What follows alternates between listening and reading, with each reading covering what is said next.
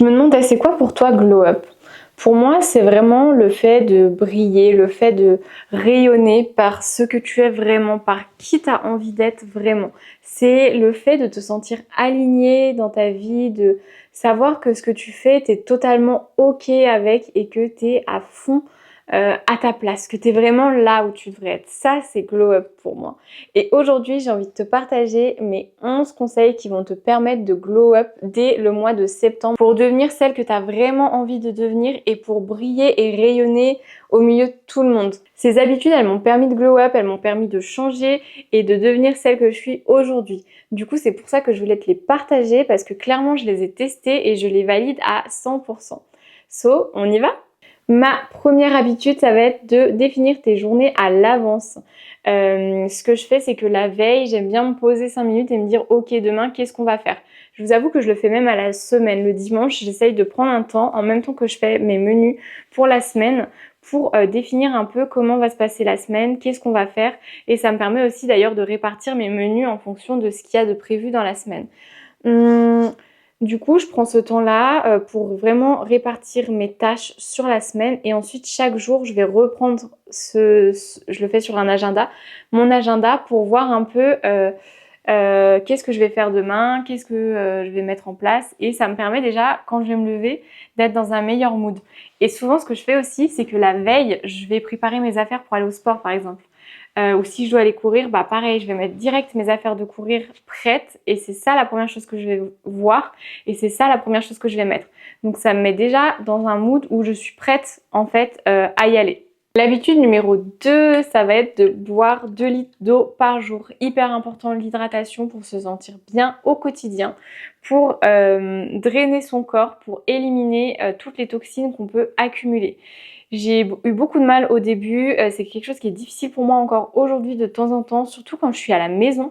Finalement, quand j'étais à la pharmacie, j'arrivais facile à boire mes 2 litres d'eau par jour. Aujourd'hui, c'est plus compliqué, mais ça revient petit à petit, donc c'est cool, je suis contente. J'essaye de toujours avoir ma gourde à côté et j'ai aussi mis des alertes sur mon téléphone dans la case rappel. Je bois un petit coup d'ailleurs.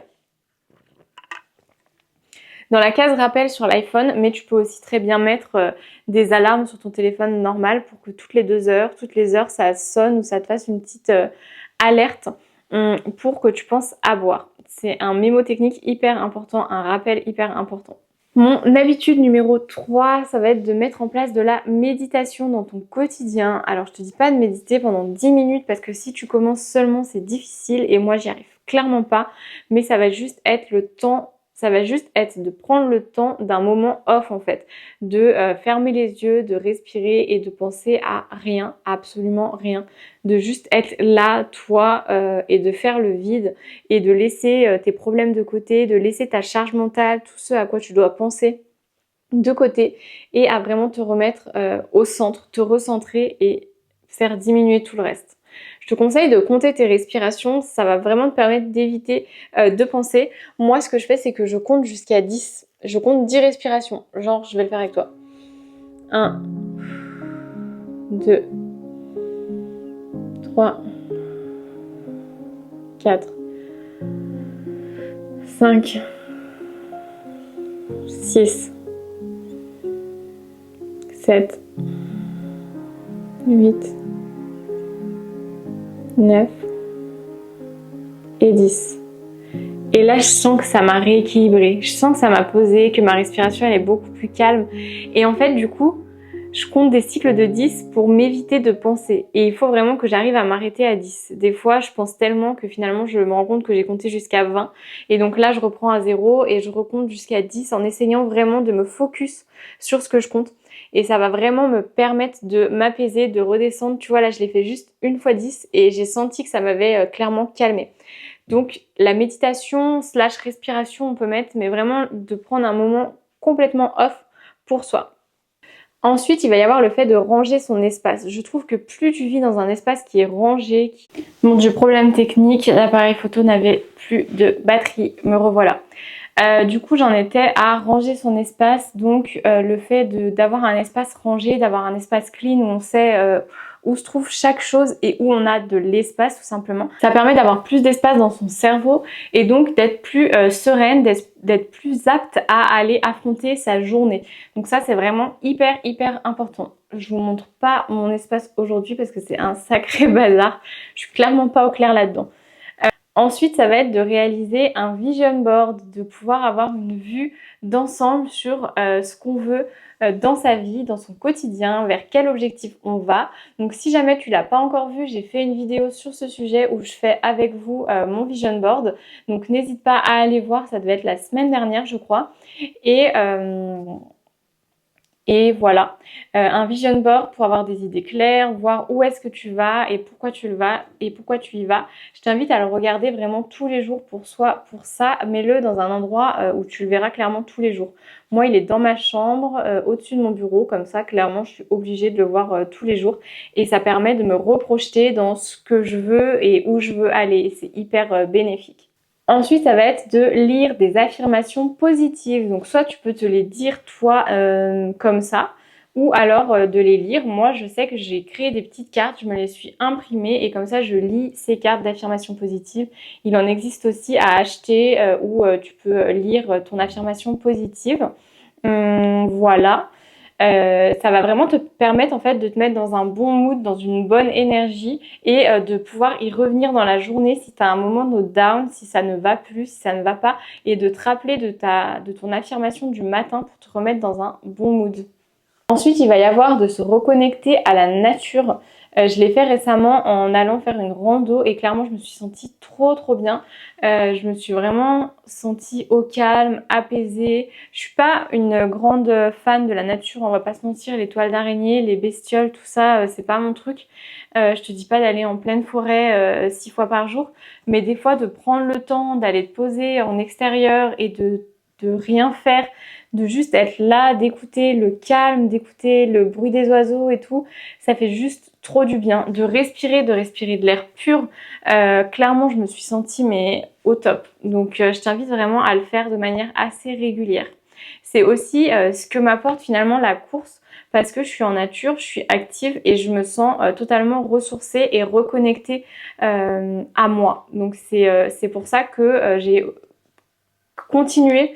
J'ai commencé la course pour maigrir et finalement j'ai continué la course pour tout ce qu'elle m'apportait en plus de ça quoi. Ensuite, il va y avoir de limiter les écrans et les réseaux sociaux. On est clairement la génération qui est née avec ça dans la main et on en est addict et franchement c'est terrible. Enfin, je parle vraiment pour moi, mais je ressens vraiment que je suis addict à ça et c'est terrible et du coup limiter l'utilisation des réseaux, limiter l'utilisation des écrans et de vos téléphones, c'est hyper important. Je sais qu'à la maison on regarde jamais la télé par exemple, c'est pas un truc qui nous plaît, mais par contre on va avoir tendance à beaucoup regarder de vidéos YouTube, à scroller un peu et tout. Du coup on essaye vraiment de se faire des temps off sans téléphone. J'aimerais bien mettre en place le fait que le téléphone n'aille pas dans la chambre aussi et que le soir on passe des moments plus à deux plutôt que devant nos téléphones à scroller. J'ai vu une créatrice de contenu il y a pas longtemps, Claire Godard, qui parlait justement de ça, qu'elle avait mis en place plus de téléphone le matin et à 21h elle coupe son téléphone. Et elle s'est acheté un petit réveil pour mettre dans sa chambre. J'hésite trop à faire ça. Je trouve que c'est une super idée et que ça permet vraiment du coup de limiter et de passer des temps de qualité aussi avec la personne avec qui tu es ou avec toi-même si tu es seule. Et c'est hyper important.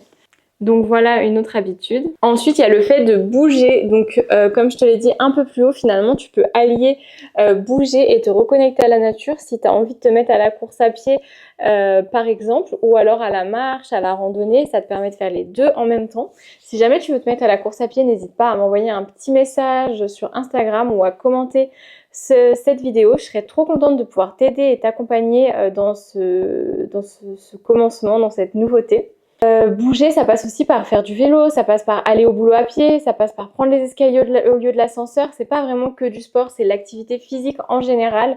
Ça peut aussi être la danse, aller danser, ça peut être faire du sport par contre, c'est quand même important et ça permet vraiment d'évacuer. Ça va prendre soin et de ta santé physique et de ta santé mentale. Ensuite, il y a le journaling, clairement un truc qui m'a permis de changer et ma psy m'a félicité pour ça. c'est l'écriture. L'écriture, d'écrire mes ressentis, mes émotions, comment je me sens, qu'est-ce qui a déclenché cette émotion. Et bah clairement, c'est hyper bénéfique pour moi et je le recommande à tout le monde.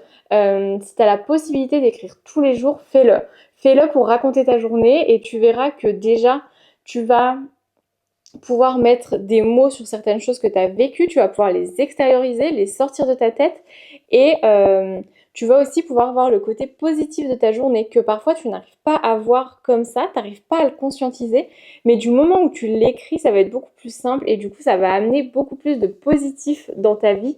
Donc je recommande plus le journaling, c'est vraiment une pratique qui est trop bien. Et enfin, la lecture que j'ai un peu laissé tomber ces derniers temps, mais qui est hyper bénéfique au quotidien parce qu'elle va te permettre de prendre un temps de coupure, elle va permettre de apprendre des nouvelles choses, de rentrer aussi dans un nouvel univers, de rentrer dans une romance et ça va vraiment te permettre de de mettre ton cerveau sur off en fait et de penser que à ça, d'être dans ton moment. Et je préfère lire un livre que regarder une série parce que des fois bah, c'est tout aussi palpitant et tu peux ne pas réussir à lâcher ton livre jusqu'à la fin. Et bah, ça t'évite d'être devant un écran. Tu peux lire en pleine nature, tu peux lire à la plage, tu peux lire n'importe où.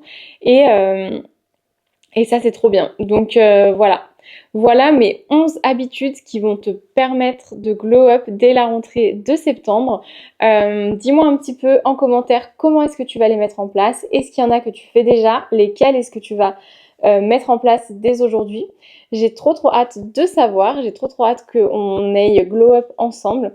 N'hésite pas à liker cette vidéo si tu l'as aimée et je te souhaite une très belle journée et je te dis à très vite.